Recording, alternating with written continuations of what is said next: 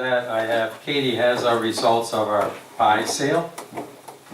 Tonight we raised $506 in pies tonight. Thank you guys. I guess we could close the bar, Don. I don't think anybody's gonna be getting a drink. I haven't seen them rushing there, so you could close her up. All right, now we'll have our guest speaker, Damien. Would you like to come to the podium, or would you want to be right there? No, I'd rather just keep sitting here, but I'll come up there. I'm Brown Bacon today.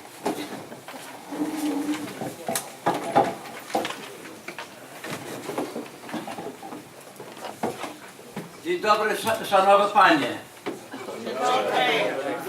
And to Bob Gratian, a special dzień dobry.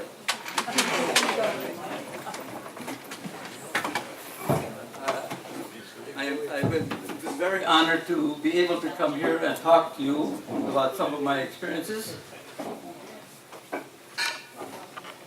First, I'd like to say what we do and what I did in the last 23 years that I did volunteer work with ACD Avoca and with 5 other organizations that did similar work that were funded by USAID, United States Aid for for international development. And the purpose of this, the volunteers, was to share with our hosts what we did and how we did it to make agriculture in America one of the most productive agricultural features in the world, that provided Americans with the cheapest food of any country in the world. I was always interested in some history and current events.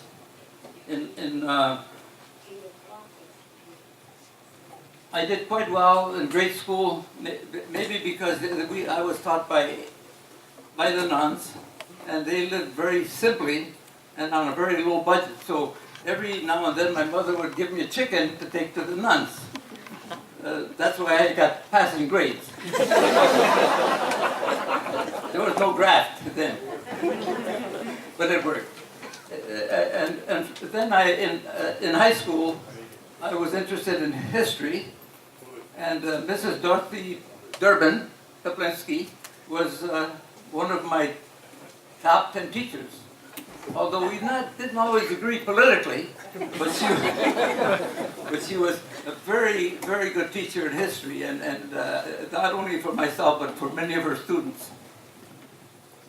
And I also had other teachers like Mr. Josic, Mike Kazar, John David, Constant Lewis.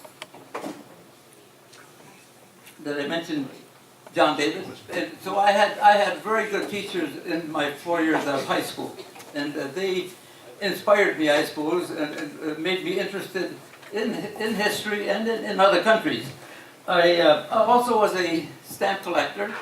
I collected stamps, money, coins. I was interested in the cultures, and I asked my wife one day, I said, I've got all these collections, would she mind if I collected some girls? She said, don't even think about it.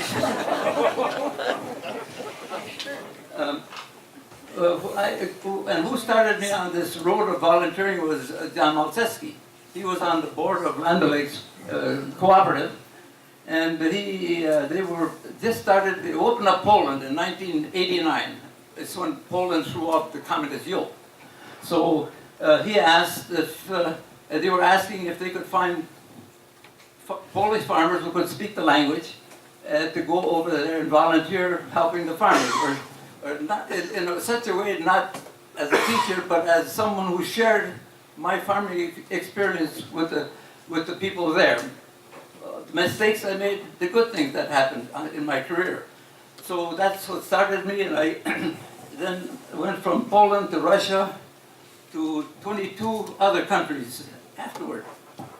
So I was very fortunate and really privileged to be able to go to work with so many farmers in almost all the continents to show them or help them with agriculture. I was wishing that maybe they had cattle in Antarctica. I would have been to all the continents. It didn't work out that way.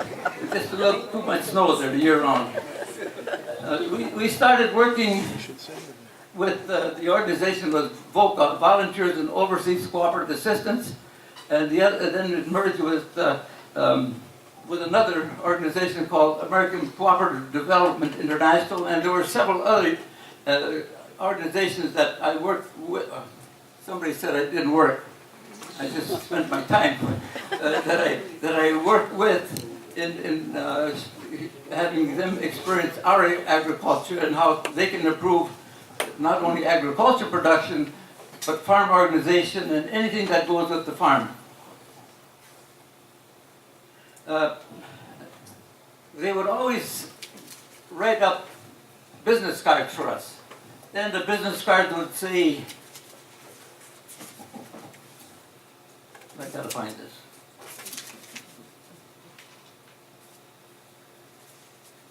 The business cards would say specialists, agricultural specialists, cooperative specialists, and all kinds of, and also consultants for this kind of a work or that kind of work, and that kind of offended me. Because I'm really not a consultant. And especially after some of my Polish friends told me a little story about consultants.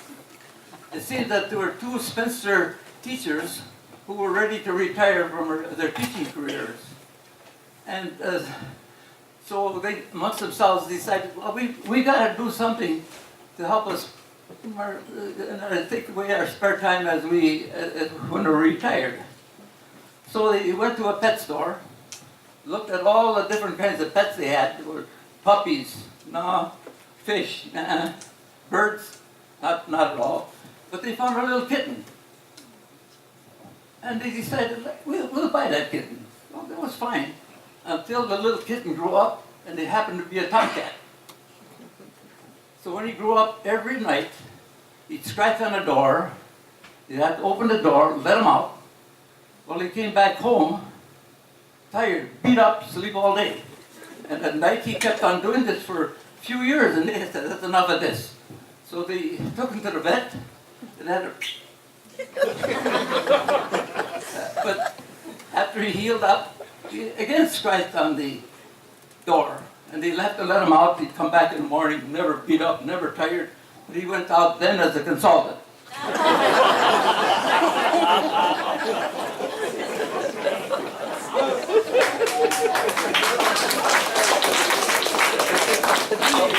Really, there's a lot of humor in with all the people, whether they're Russians, whether they're Polish, whether they were Zaris or whoever. They always had jokes and stories. And just to give you a little bit of background, the land area of Poland is about 120,000 square miles. The land area of Wisconsin is 65,000, so they're twice as big as we are. However, the population of Poland is 81 million, and Wisconsin has 5,800,000. And then looking further, Russia has a land area of 6,600,000 square miles, and a population of 143,000. So the population of Russia per acre is much smaller than all the other countries. And just about a month ago, we came back from Poland and Russia. We visited some of my friends over there. I still have some friends there. Consultants? Consultants? No. As a specialist. as a visitor. But if anybody needs any detective work, I'll tell you who to get to do the work. Get my nephew Larry. Because for years we tried to find out where my grandfather and grandmother came from. We had some idea, but never any positive things. I thought that maybe Grandpa was a horse thief and never left a forwarding address. No, they didn't. They lived, although they came to the United States separately. My grandfather was about 12 years older than my grandmother. They were married in Detroit. And then they came to Pulaski and settled a farm on 160. But we did find them. We found what villages they came from. My grandmother came from the village of Linik, and my grandfather came from the village of Januszkowice. I was there in 1990, and that area did not look anything like it did now, like it did then. It's developed now, beautiful homes, beautiful, good land. And not only did we find that out, but we found out my grandfather's father's name was John, and his father's, John's father, was named Andrew. So we went back to the early 1800s from church records. They're quite informative. The place where they came from is about 100 miles east of Krakow, Poland. So we were kind of on the Górale side. Originally, my grandmother and grandfather their families lived about 6 to 8 miles from each other. But at that time, I think all the dating was done by foot. And they wanted a lot of their territory to cover.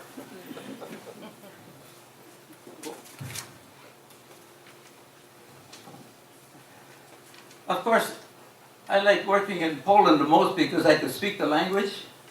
I like their food, their soup, and always the during meal and after meal liquid refreshments. And the toast. But if you want to talk about toast, you go to Russia. When you start toasting, there's always somebody that raises the toast. And some of them get pretty long, about peace and war and everything else.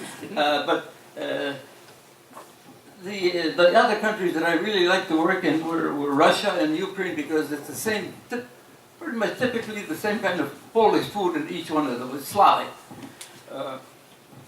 You know, the Russians are very boastful, maybe with good reasons for many things. They, for instance, a Russian developed the periodic table that listing the chemists, all the elements. It was Dmitry Mendeleev. A Russian doctor developed the first LASIK surgery type of eye surgery where they can restore sight with lasers and so on. It's much more improved from his day. And also they sent the first man into space, Yuri Gagarin. Let's see, Mendeleev developed the periodic table in 1869. Dr. Fedorov developed a radial keratotomy, and which is a forerunner of LASIK eye surgery. And then Yuri Gagarin was the first human in space. But they also boasted of something else that is kind of kept under wraps. It's not too well publicized, because I don't think today it would be permitted to use it. And that was, they developed the first real birth control. Absolutely perfect. It worked 100%. And I'd just like to show you that device that they invented. Can we have a copy of that at the museum?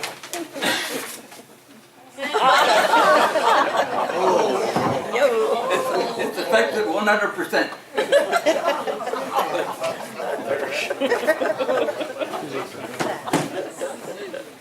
So I've really been very fortunate to be able to go to all those countries to help the people in some way, like Ed Malczewski did then, but they got kicked out because the communists took over Poland after about 2 years over there. They had to call all the Americans back home. So they left a lot of work undone. And when I was there the first time in 1990, you hardly ever saw a tractor. Only horses. I was there 2 years or 3 years ago, you hardly ever see a horse, but you see lots of tractors. Agriculture has phenomenally advanced in Russia as well. I was to the building, I was in Russia with Mike Marashik was with me, where he started a new dairy facility that they said would be done by Thanksgiving. this was in May, and we said it never happened, and it quite didn't, but they just about made it. It was a muddy field, but it's unbelievable what they can accomplish. 3 years ago, Larry and I were to a farm, again, not too far from Moscow, one of the most modern dairy farms that you could imagine. Probably more modern than 90% of our dairy farm because they applied all new technology. So the production, agricultural production in Russia is fantastic. I thought the first time I was there in 1992 that they would never be able to feed the people in Russia. Today, Russia can produce enough feed to feed half of Europe. They are very productive. They applied our technology and brought in things from the West. So the change is great. And the people are much better off. The pictures that we took, initially, the people were drab. They never smiled. Today, it's a different kind of world there. So I think that starting with Ed Malczewski and the many volunteers that work in organizations that I work with have made the world a lot better place today. So thank you very much. And I hope this created a little bit of interest in volunteering for a lot of people. And we do get a lot of respect in our country for what we do. As a matter of fact, I spoke to a group one time dealing in Washington, D.C., that we're not only there to help the farmers and the people with agriculture, but I think that we as volunteers are some of the best ambassadors that any country can send to another country because they see the real America, how we are very able to and want to help other people improve their lives. So thank you very much. Thank you, Damien. Damien also has a little display at the wall near our screen. Those are little memories that she brought from different countries. Maybe you might want to stand over there. Somebody might have a couple questions about it. Oh, sure. And Thank you. I was going to bring some empty vodka bottle, but that wouldn't. That kind of concludes our program. Go ahead, I have a question. Harry? Damon and I have talked every 12 in the morning, and I have a quick question for you. All these countries have been to the swine eat pickles or not? Do the swine eat pickles? The slimy Pickles. pickles? Slimy pickles. Slimy pickles? Pigs. Oh, swine eat pickles. That's an inside joke. Before any of you leave, there's a couple pies yet. I believe people own them, and they'll have to settle up with that. We also would like you, some of you, to stay and help get our tables together and our chairs. That'll keep our costs down a little bit. And I'd like to thank all of you for coming. We'll see you next year. I need a motion to close this meeting. Motion by Roger, seconded by Brock. All in favor? Have a safe trip home.